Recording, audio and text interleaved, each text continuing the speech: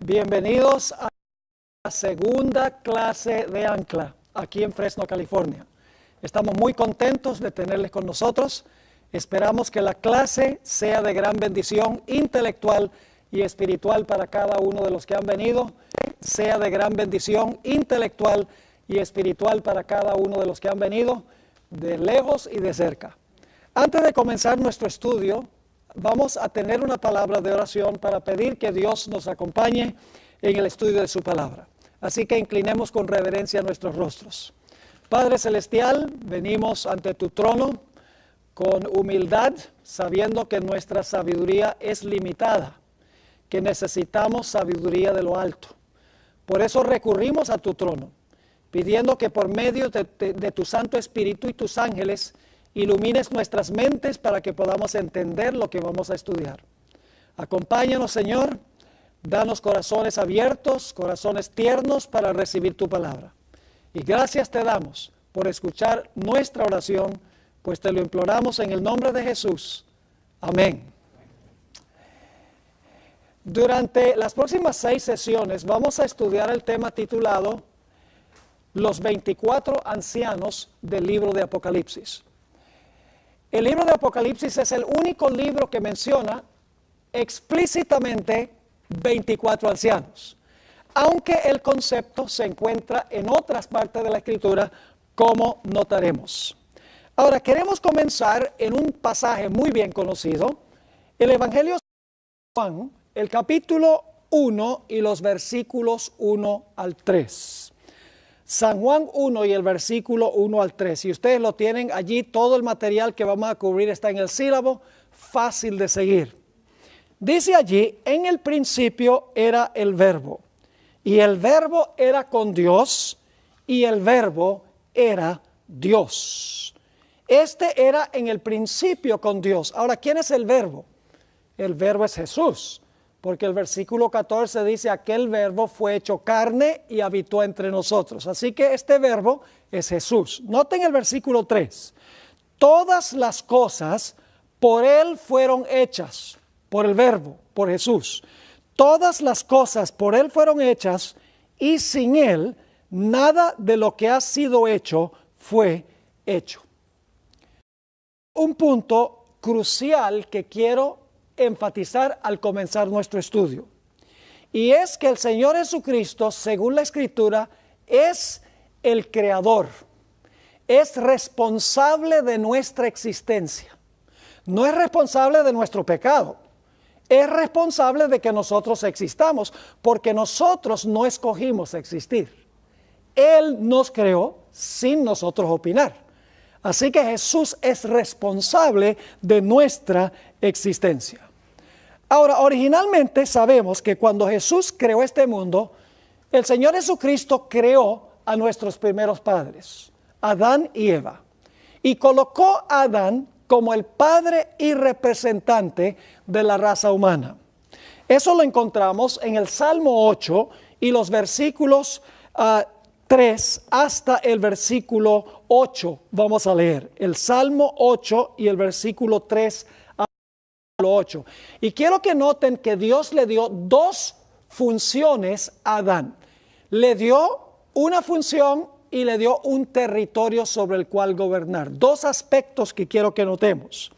Dice aquí el salmista, cuando veo tus cielos, obra de tus dedos, la luna y las estrellas que tú formaste, digo, ¿qué es el hombre para que tengas de él memoria? ¿Y el hijo del hombre para que lo visites?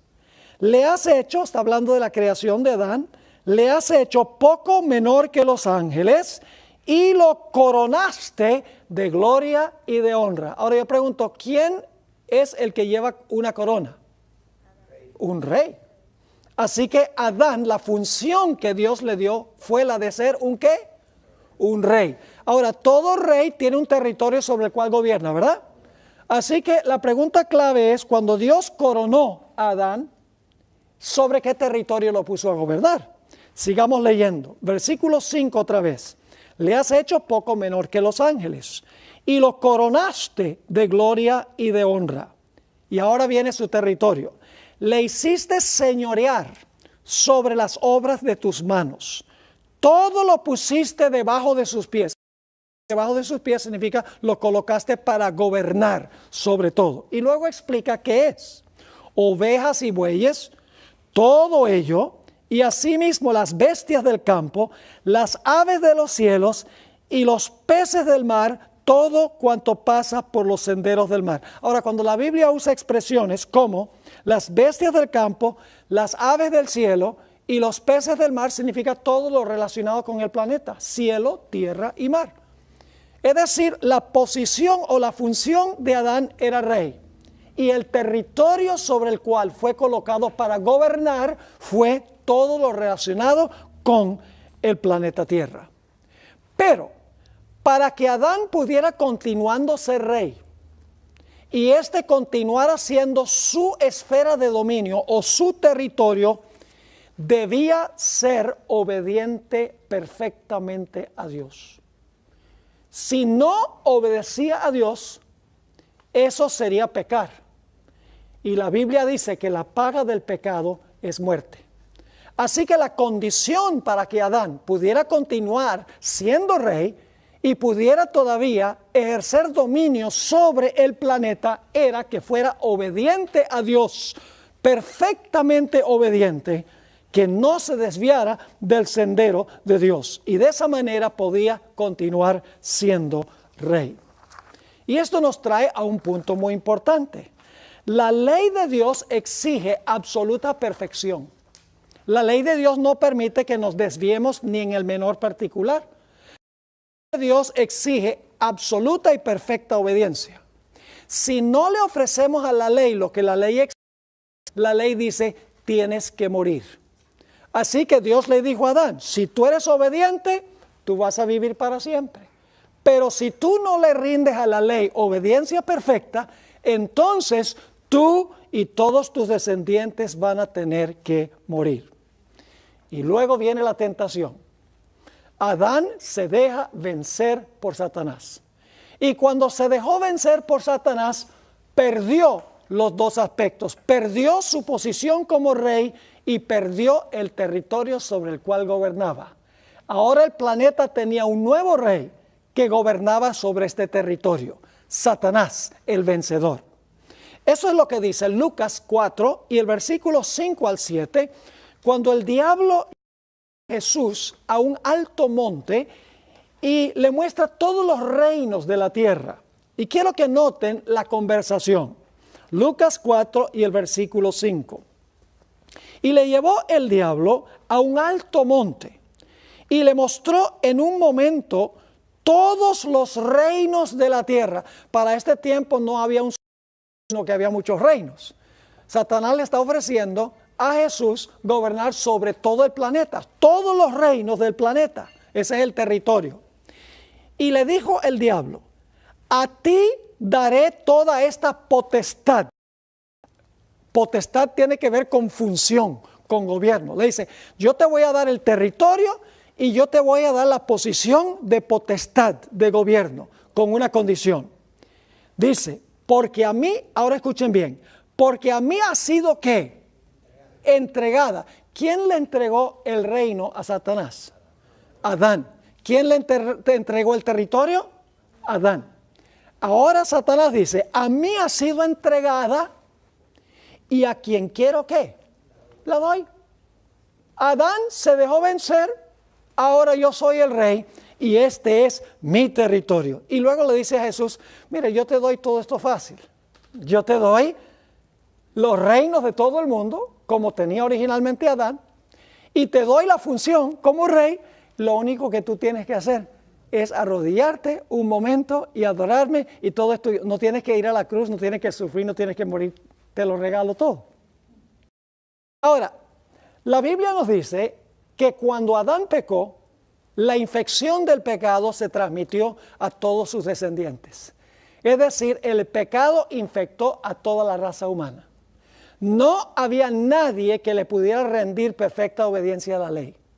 Y como no había nadie que le pudiera ofrecer perfecta obediencia a la ley decía, tienen que morir. Toda la raza humana estaba bajo sentencia de muerte porque no le podían ofrecer a la ley la perfección que la ley exige. En realidad, la raza humana perdió su patrimonio, perdió la tierra y perdió también su libertad. Se tornaron esclavos o siervos. La raza humana necesitaba a alguien que pudiera recuperar el trono y que pudiera recuperar el territorio. El problema es que no había nadie dentro de la raza humana que pudiera hacer eso, porque la Biblia dice que todos han pecado. Así que dentro de la raza humana no había esperanza, porque llegaron a ser esclavos de Satanás y todos vendieron su patrimonio, vendieron el territorio que Dios le concedió. La raza humana necesitaba a alguien que rescatara lo que se había perdido, pero dentro de la raza no había nadie. Ahora, hay algo muy... En el Antiguo Testamento habían algunas leyes que se conocían como las leyes de la redención. Si una persona se vendía a servidumbre, había una forma en que podía recobrar su libertad. Si una persona vendía su territorio o su patrimonio, había una forma en que se podía recuperar el territorio perdido. Noten cómo ocurría eso. En Levítico 25:25 encontramos qué sucedía cuando una persona perdía o vendía su posesión, como hizo Adán. Dice allí, cuando tu hermano empobreciere y vendiere algo de su posesión, la palabra algo no está en el original. El original dice cuando vendiere su posesión, es decir, su territorio, su patrimonio. Ahora, ¿cómo se podía rescatar?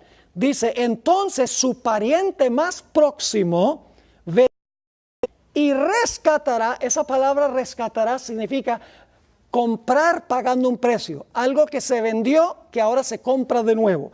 Dice, entonces su pariente más próximo vendrá y rescatará lo que su hermano hubiera vendido. ¿Cómo se podía rescatar el patrimonio que se había perdido? La posesión que se había vendido. Un familiar cercano podía pagar el precio para recuperarlo. Ahora, ¿qué tal si el individuo mismo se vendía a servidumbre? Como Adán y todos sus descendientes se vendieron a servidumbre del pecado. ¿Cómo se podía recobrar la libertad? En los versículos 47 al 49 encontramos cómo se podía redimir a una persona que se había vendido a esclavitud.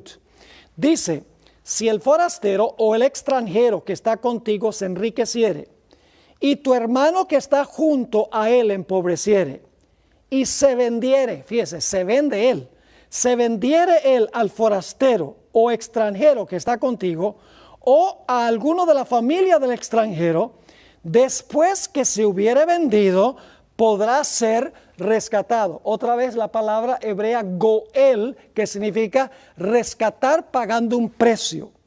Así que dice, después que se hubiera vendido, podrá ser rescatado. ¿Quién lo podía rescatar? Sigue diciendo, uno de sus hermanos lo rescatará, o su tío, o el hijo de su tío lo rescatará, o un pariente de su familia lo rescatará, o si sus medios alcanzaren, él mismo se rescatará.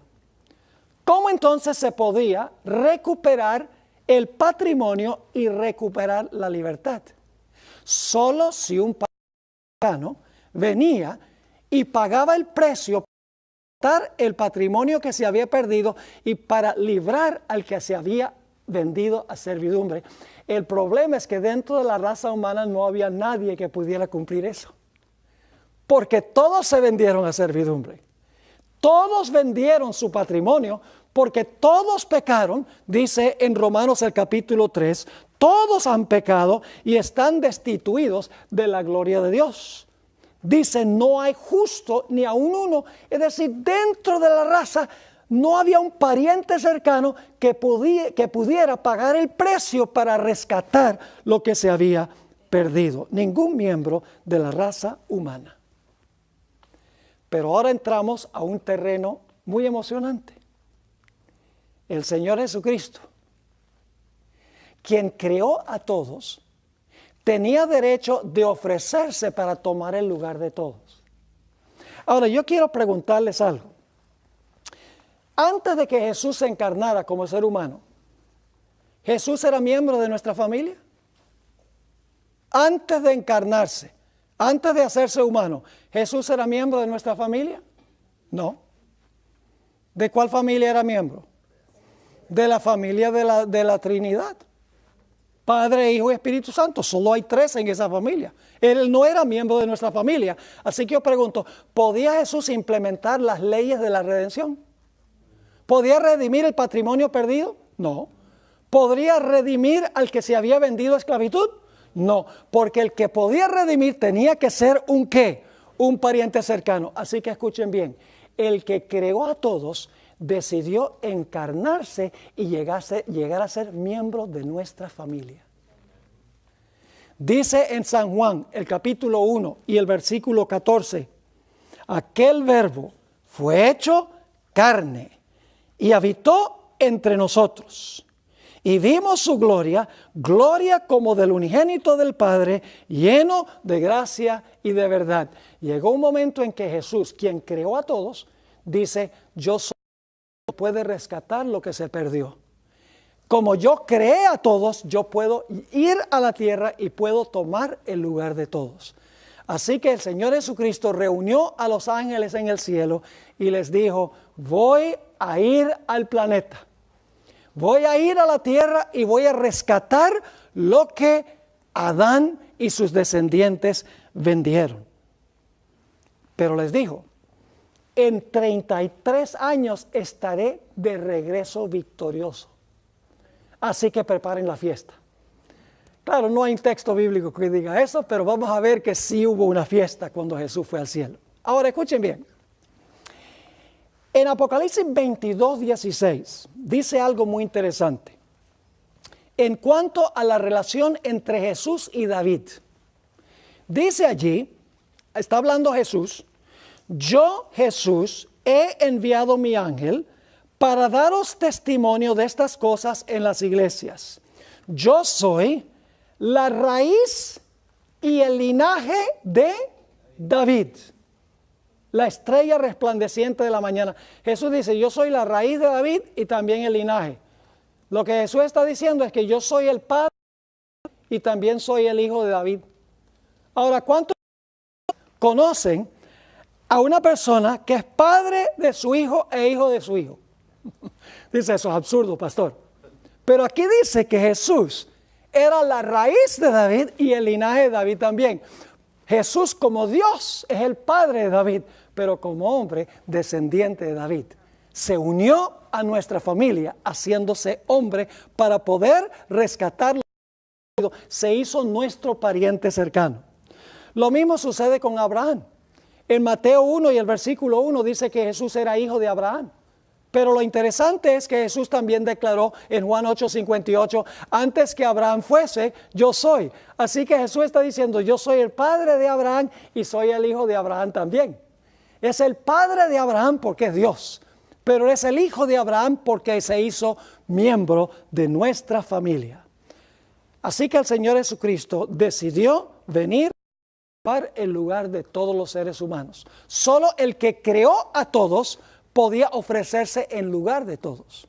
Y la misión de Cristo para poder rescatar el patrimonio perdido y para poder rescatar nuestra libertad era dos cosas.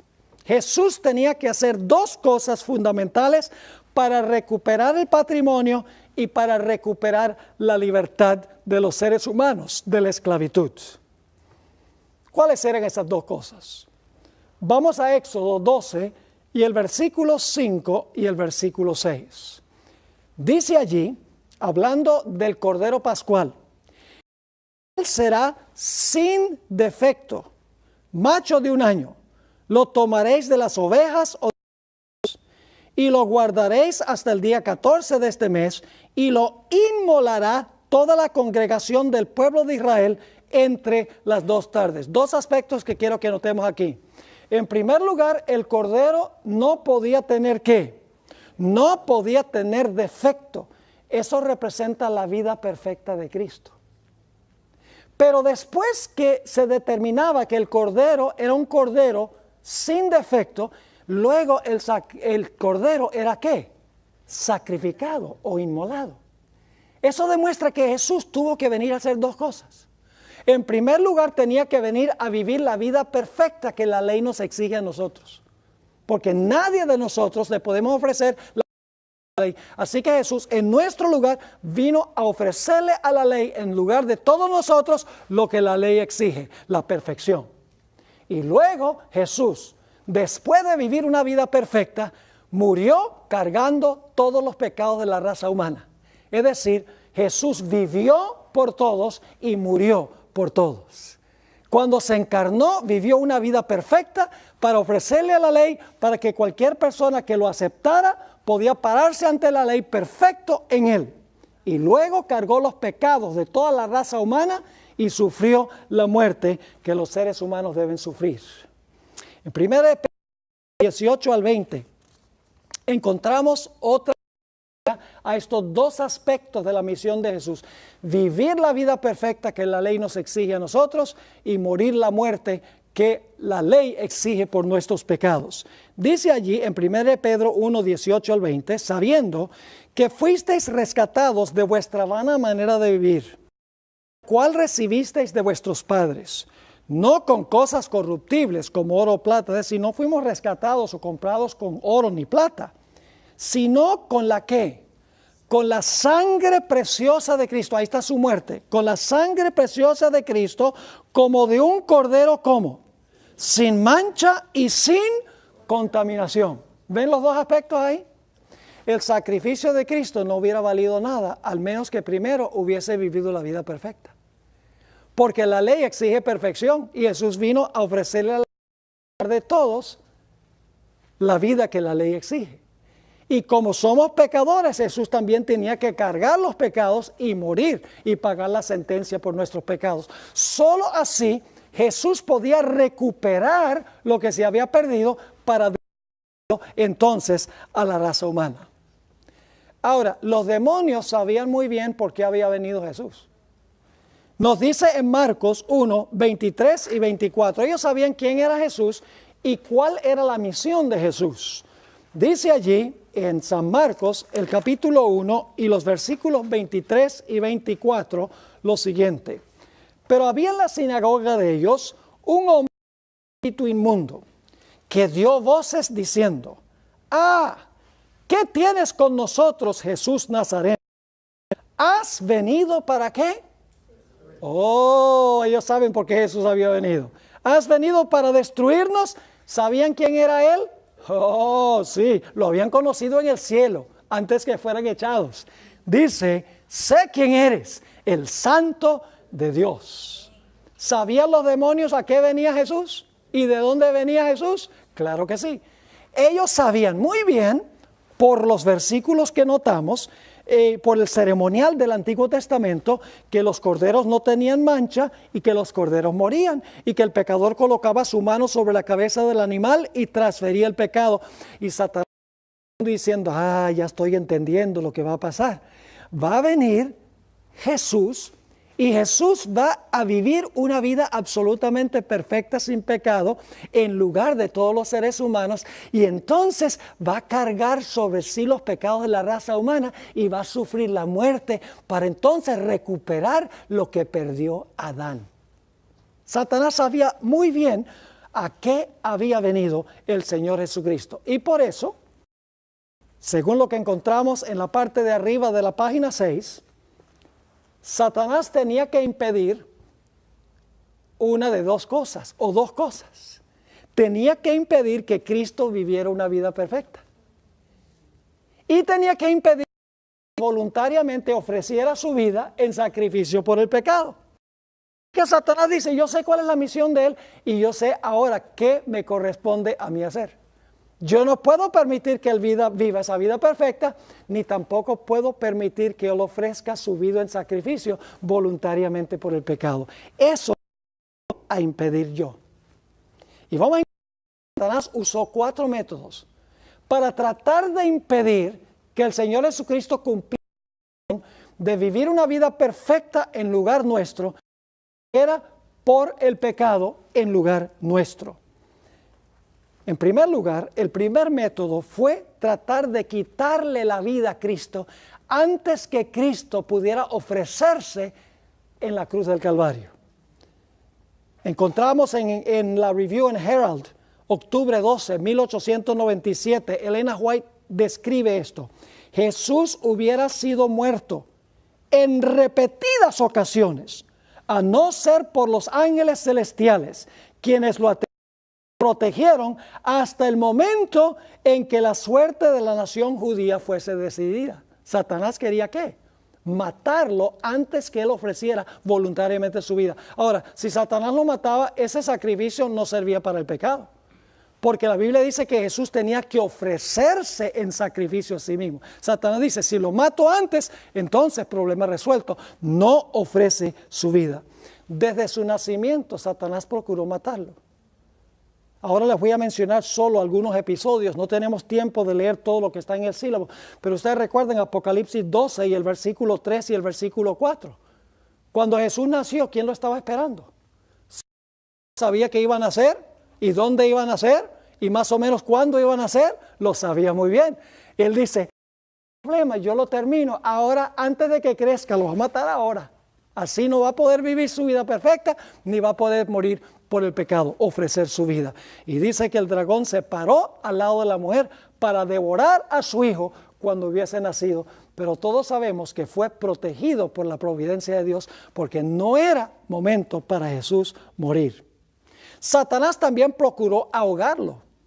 Mateo el capítulo 8, 24. Ustedes recuerdan esa tormenta terrible que se desarmó cuando el Señor Jesucristo estaba en el barco. Era la intención de Satanás ahogar al Señor Jesucristo antes que él pudiera ofrecer su vida en sacrificio por muchos. Dice en Mateo 8, 24, he aquí que se levantó en el mar una tempestad tan grande que las olas cubrían la barca, pero él dormía. Satanás dice, a este no lo pude matar cuando nació, pero ahora lo voy a ahogar. También sucedió cuando Jesús comenzó su ministerio en Nazaret. Según Lucas 4 y el versículo 28 al 30, Jesús dijo algunas palabras que no eran muy populares en ese tiempo. Le dijo a los judíos que Dios benefició a algunos que no eran parte de la nación escogida y la gente no le gustó. Fíjense lo que dice Lucas 4, 28 al 30. Al oír estas cosas, todos en la sinagoga se llenaron de ira y levantándose le echaron fuera de la ciudad y le llevaron hasta la cumbre sobre el cual estaba edificada la ciudad de ellos para despeñarle. Mas él pasó por en medio de ellos y se fue. La hermana White dice que ángeles lo ocultaron de la vista de sus enemigos para que no lo pudieran despeñar. Satanás lo quería matar antes que llegara el momento de él voluntariamente entregar su vida. En varias ocasiones durante su vida trataron de apedrear a Jesús, instigados por Satanás, porque Satanás sabía que Jesús iba a venir a ofrecer su vida en rescate por muchos. En Juan 8, 58 y 59 encontramos uno de esos episodios que se mencionan en cuanto a al deseo de apedrear a Jesús. Dice allí, Jesús les dijo, de cierto os digo, antes que Abraham fuese, yo soy. Estaba usando el nombre del gran Dios, que es Antiguo Testamento. Dice, tomaron entonces piedras para arrojárselas, pero Jesús se escondió y salió del templo y atravesando por el medio de ellos, Satanás no lo pudo matar. Cuando llegó el momento, cuando llegó su hora, cuando llegó el tiempo para Jesús entregar su vida, en ese momento Jesús se entregó en rescate por muchos. Satanás no pudo causar la muerte de Cristo antes que Cristo muriera por el pecado. Satanás usó un segundo método. Procuró infectar a Jesús con el virus del pecado. Porque si era capaz de infectar a Jesús con el virus del pecado, entonces la muerte no hubiera valido nada. Así que él dice, bueno, si no logro matarlo antes de que vaya a la cruz, por lo menos si lo puedo infectar, su sacrificio en la cruz no va a valer nada, porque tiene que ser una víctima sin defectos, tiene que ser una víctima perfecta. En múltiples ocasiones procuró infectar a Jesús con el virus del pecado. 3 veces en el monte de la tentación. Y Jesús cada vez dijo, escrito está. Le contestó a Satanás con un escrito está. En Hebreos 4:15 nos dice, porque no tenemos un sumo sacerdote que no pueda compadecerse de nosotros o de nuestras debilidades, sino uno que fue ¿qué? Tentado en todo según nuestra semejanza, pero sin pecado. En Hebreos 7:26 encontramos el mismo relato. Satanás no lo pudo infectar. Jesús vivió la vida perfecta que la ley exige. Lo que no había hecho Adán, lo hizo Jesús, el segundo Adán. Hebreos 7:26 dice, porque tal sumo sacerdote nos convenía, santo, inocente, sin mancha, apartado de los pecadores y hecho más sublime que los cielos. Fíjense, santo, inocente, sin mancha y apartado de los pecadores. Satanás no lo pudo infectar.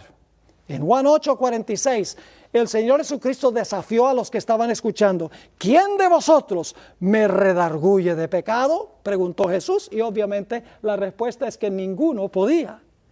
En 1 de Juan, el capítulo 3 y el versículo 5, dice, y sabéis que yo para quitar nuestros pecados, y no hay pecado en él. En 1 de Pedro 2, 21 al 23, dice, pues para esto fuisteis llamados, porque también Cristo padeció por nosotros, dejándonos ejemplo para que sigáis sus pisadas. El cual, ahora fíjense qué dice, el cual no hizo pecado, ni se halló engaño en su boca, quien cuando le maldecían no respondía con maldición, cuando padecía no amenazaba, sino encomendaba la causa al que juzga justamente. No hizo pecado, tentado en todo como nosotros, pero sin pecado. Por más que Satanás acechó a Jesús y procuró infectarlo con el virus del pecado, no pudo. Y eso es muy importante porque si Jesús no vivía su vida perfecta, no podía ofrecerle a la ley la perfección que la ley exige en nuestro lugar. Así que no pudo infectar a Jesús. Ahora surge la pregunta, ¿qué clase de humanidad tomó Jesús? Hay muchos que creen que Jesús tomó la humanidad de Adán antes que Adán pecara, la naturaleza santa de Adán antes del pecado.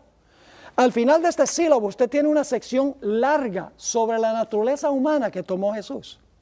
Jesús tomó la naturaleza humana pecaminosa pero regenerada por la obra del Espíritu.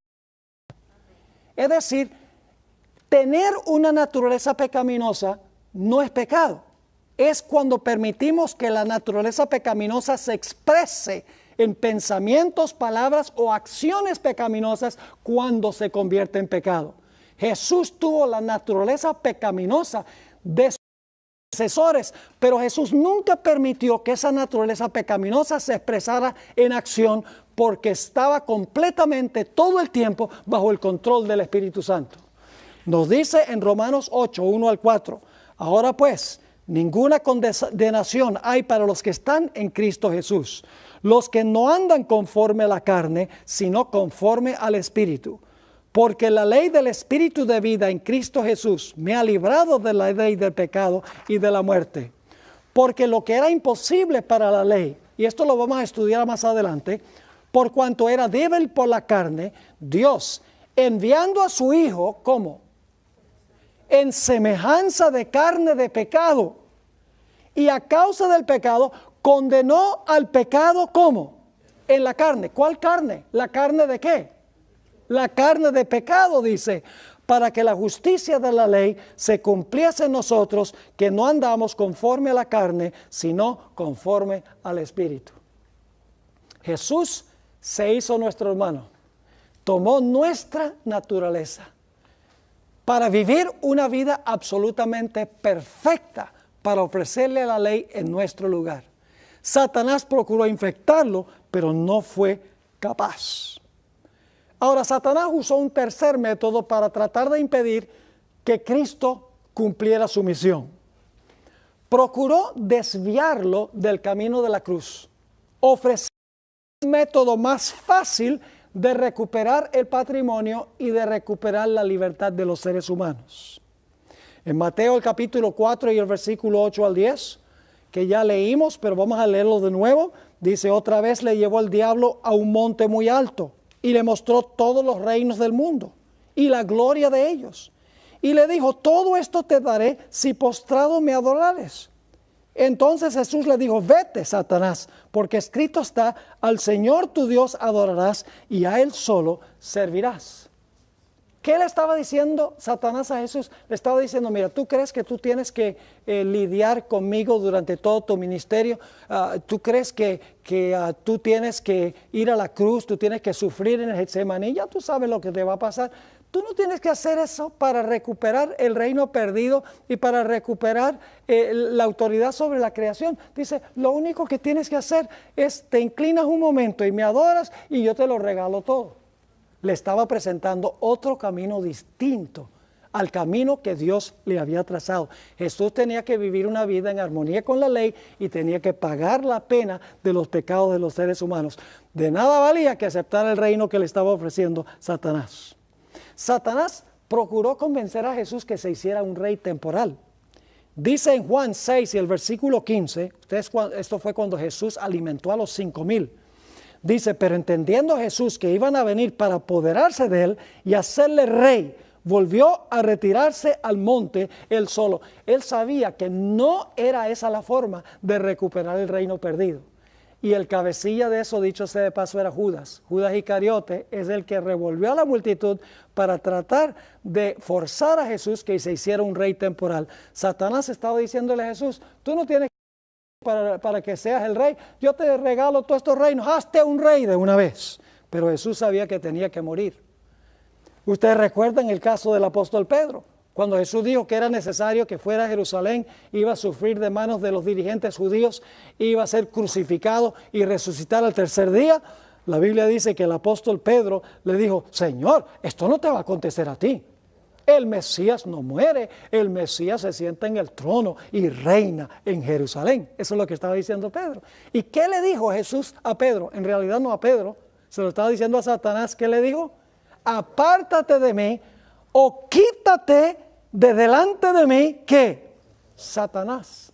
Era una tentación de Satanás para que el Señor Jesucristo adoptara un camino diferente al camino que había trazado Dios. Dios había dicho: tienes que vivir una vida perfecta y tienes que morir por el pecado. La única forma de recuperar lo que el hombre perdió. Satanás dice: no, yo te doy todos los reinos si me adoras. Toma el trono sin necesidad de vivir, sin necesidad de morir. Usa a Pedro para decirle: no, el Mesías no muere, el Mesías reina. El mismo Pedro no entendió. Porque nos dice en el capítulo 17, el siguiente capítulo, que el apóstol Pedro le dijo a Jesús: Señor, no vayamos a Jerusalén. Porque ya iban a Jerusalén, Jesús había dicho que iba a ir allá a sufrir y a morir. Pedro le dice: no vayamos a Jerusalén, hagamos 3 tabernáculos y quedémonos aquí. Una tentación de Satanás. Al final de la vida de Jesús vienen unos griegos y dicen: nosotros queremos que el maestro venga a nuestro país para predicar las lindas cosas que ha estado predicando y que haga los milagros allá que ha estado haciendo. Y el Señor Jesucristo dice algo muy interesante. El Señor Jesucristo dice: ha llegado el momento en que el Hijo del Hombre sea glorificado. No parece la respuesta cuadrar con la pregunta o con la petición. ¿Qué quiso decir Jesús? Jesús sabía que si él iba a hablar con los griegos, cosas bonitas y hacía milagros, eso estaba bien. Pero de nada valía al menos que Jesús viviera una vida perfecta y fuera a la cruz para pagar la deuda por el pecado. El diablo aún usa algunas cosas que parecen buenas para extraviarnos del camino. Era muy bueno ir a predicarle a los griegos, pero noten lo que dijo Jesús. Esto lo encontramos en San Juan, el capítulo 12, 20 al 24. Había ciertos griegos entre los que habían subido a adorar en la fiesta. Estos pues se acercaron a Felipe, que era de Betsaida de Galilea, y le rogaron diciendo: Señor, quisiéramos ver a Jesús. Felipe fue y se lo dijo a Andrés. Entonces Andrés y Felipe se lo dijeron a Jesús. Jesús le respondió diciendo: eso es lo que dice Jesús: ha llegado la hora para que el Hijo del Hombre sea glorificado. No es la hora de ir a predicar en Grecia. Dice, ha llegado la hora para que el Hijo del Hombre sea glorificado. Y luego explica, de cierto os digo, que si el grano de trigo no cae en la tierra, queda solo. Él es el grano de trigo. Él dice, si yo no muero y voy a la tierra, quedo solito. Pero, dice, si muere, si la semilla va a la tierra y muere, va a producir mucho fruto. Es decir, va a haber mucho fruto en Grecia si muero. Pero si no muero, voy a quedar solito y nadie se va a salvar.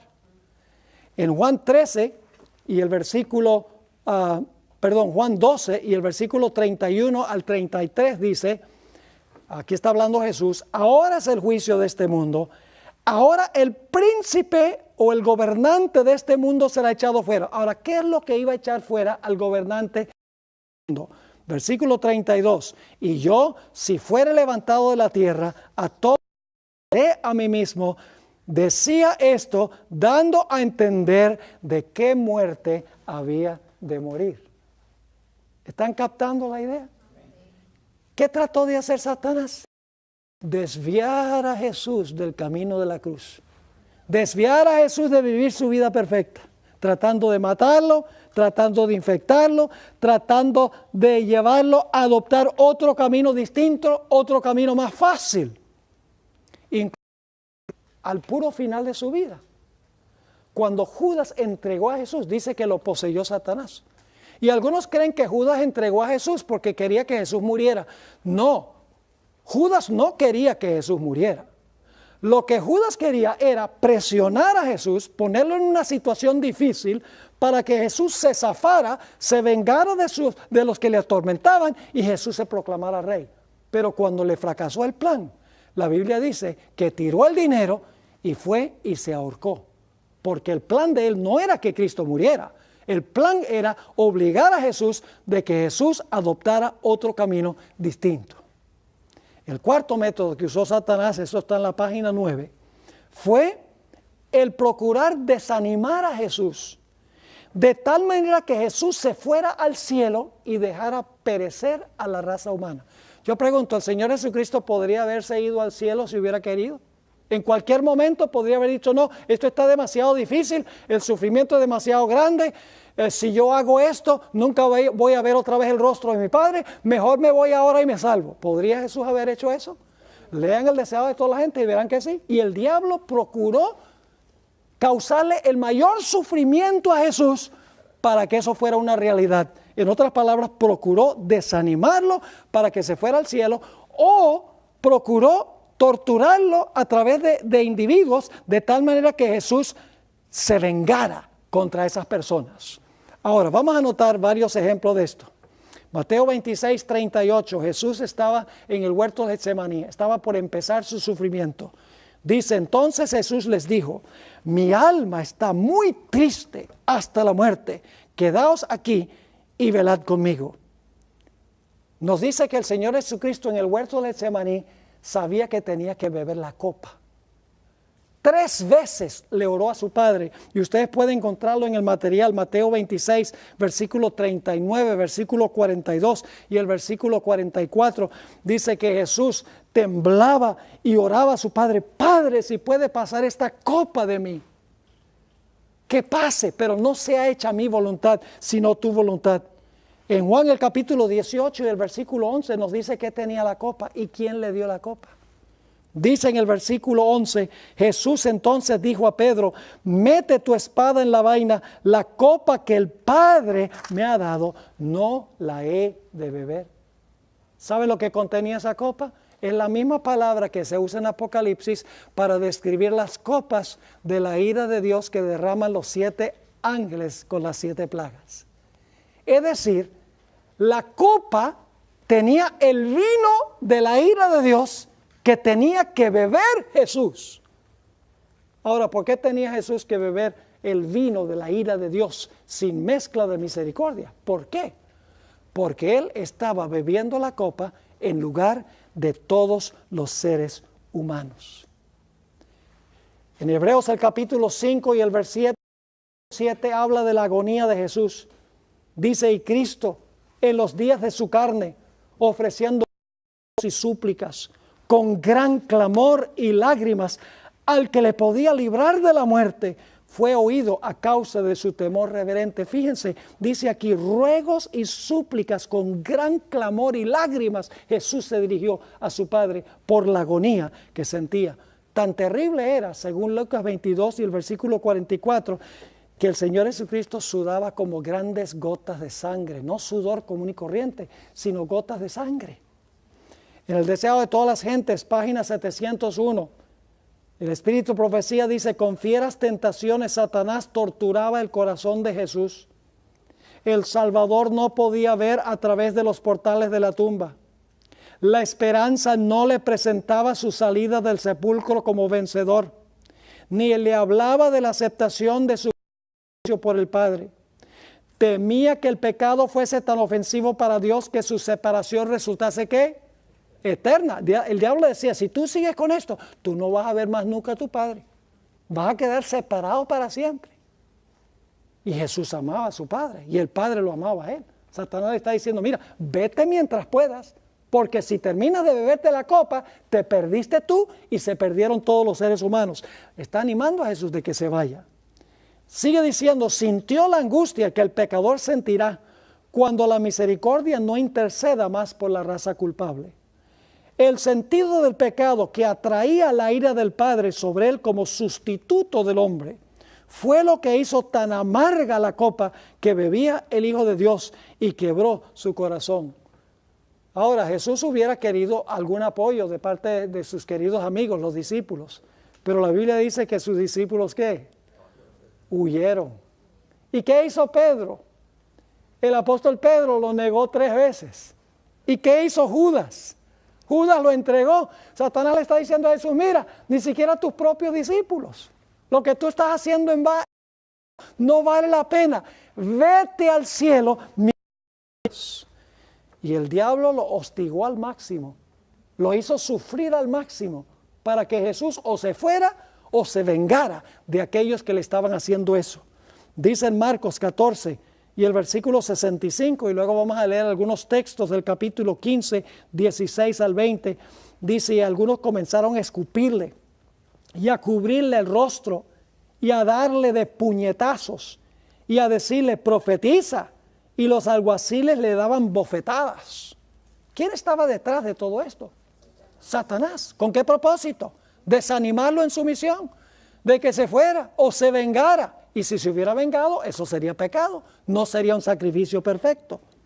Dice en el otro texto, entonces los soldados le llevaron dentro del atrio, esto es, al pretorio, y convocaron a toda la compañía, y le vistieron de púrpura, y poniéndole una corona tejida de espinas, comenzaron luego a saludarle. Salve, rey de los judíos. Y le golpeaban en la cabeza con una caña y le escupían y puestos de rodillas le hacían reverencias. Después de haberle escarnecido, lo desnudaron la púrpura y le pusieron sus propios vestidos y le sacaron para crucificarle. Ni siquiera su propio pueblo lo recibió.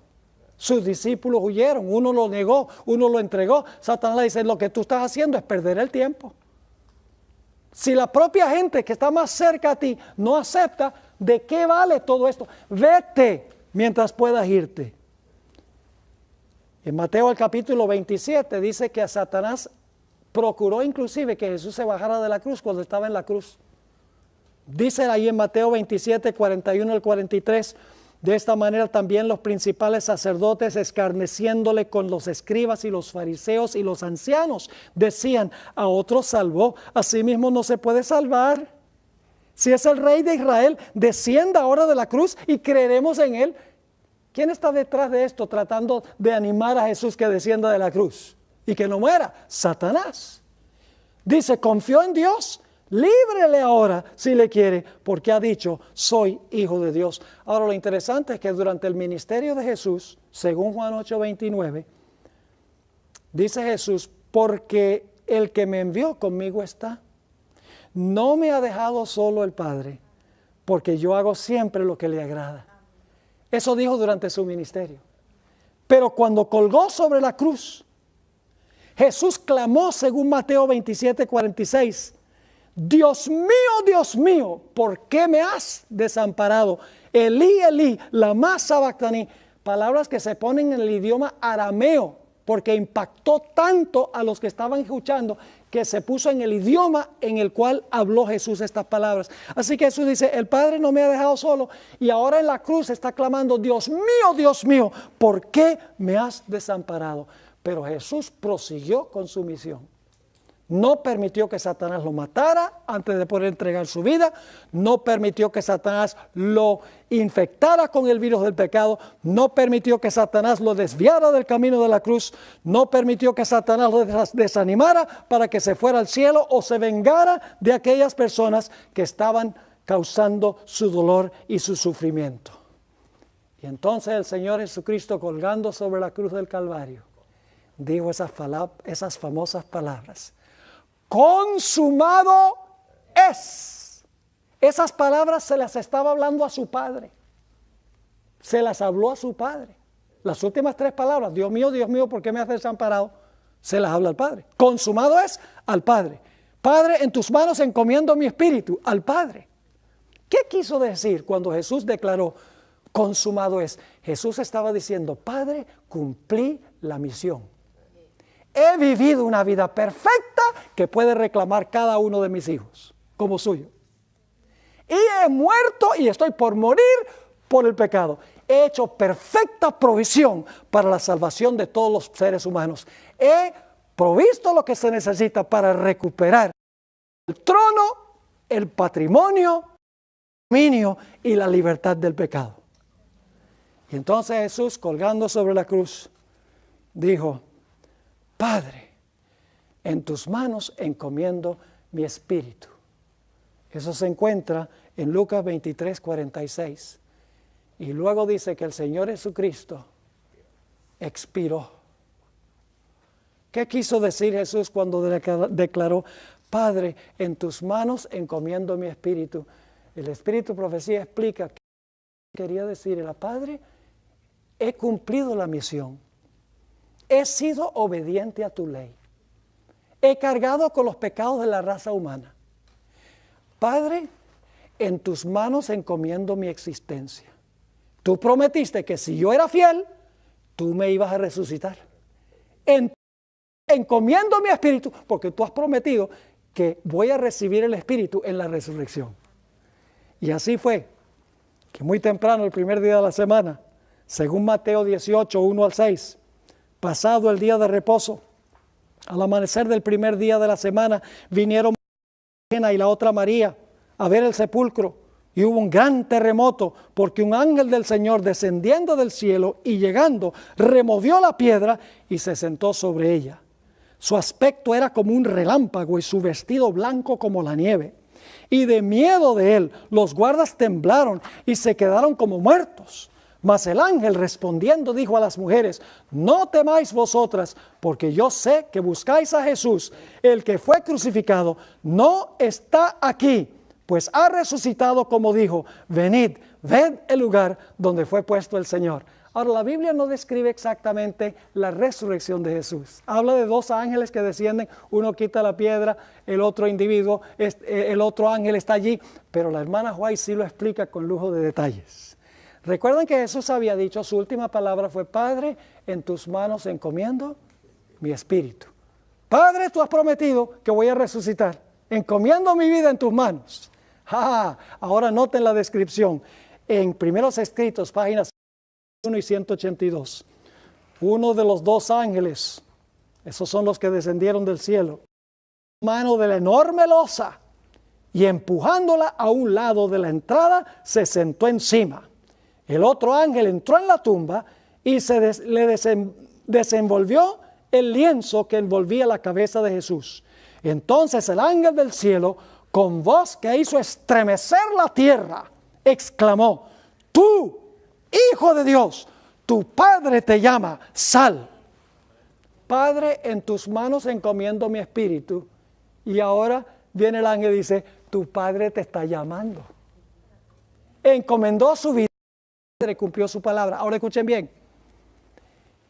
el Padre tenía que llamar a Jesús del sepulcro, pero que Jesús salió del sepulcro con la vida que estaba en él. Su Padre le dio permiso. Usted puede encontrar esto en Juan el capítulo 5, 17 y 18. Dice que él recibió este mandamiento de su Padre. Su Padre le dijo, mira, si tú eres fiel, cuando yo te llame del sepulcro, tú puedes salir del sepulcro por la vida que se encuentra en ti mismo. Pero la hermana White dice que era prisionero de la justicia divina y solo el Padre lo podía soltar del sepulcro. Así que el Padre ahora lo llama. Sigue diciendo, la muerte no tuvo ya más dominio sobre Jesús. Se levantó de entre los muertos como triunfante vencedor.